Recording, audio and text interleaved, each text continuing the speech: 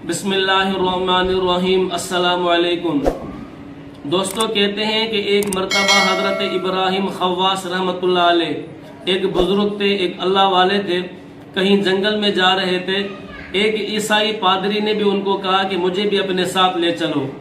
حضرت ابراہیم خواص نے ان کو بھی اپنے ساتھ لیا اور یہ مسلسل 7 دن 7 راتیں سفر کرتے رہے، کوئی چیز انہوں نے نہیں کھائی۔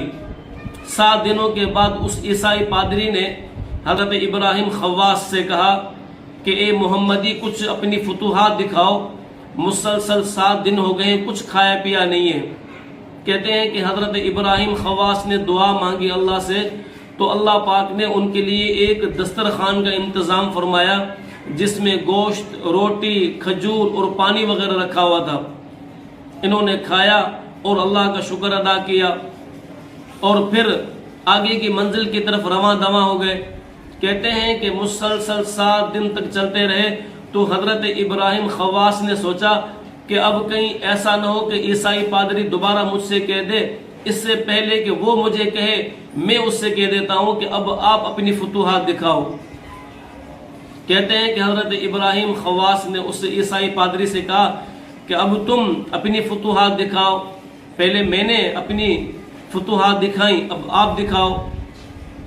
تو کہتے ہیں کہ اس عیسائی پادری نے ایک لکڑی کے سہارے کھڑے ہوئے اور کھڑے ہو کر جو ہے وہ دعا مانگی تو خدا کی شان، خدا کا کرنا ایسا ہوا کہ اب اس بار جو ہے وہ ان کے لیے 2 دسترخوان کا انتظام ہوا اور اس میں ہر چیز دگنی تھی جو پہلے دسترخوان پر تھی، اس سے جو کہ ہر چیز ڈبل تھی۔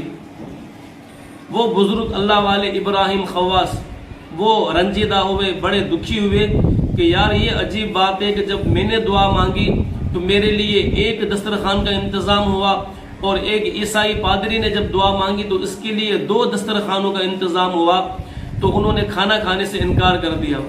دوستو، کہتے ہیں کہ اس عیسائی پادری نے ابراہیم خواص سے کہا کہ آپ کھانا کھاؤ تو میں آپ کو 2 خوشخبریاں سناتا ہوں۔ وہ کون سی خوشخبریاں تھی؟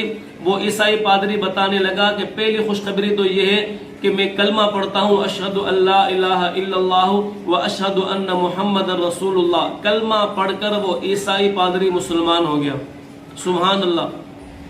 اور دوسری بشارت اور خوشخبری کون سی تھی؟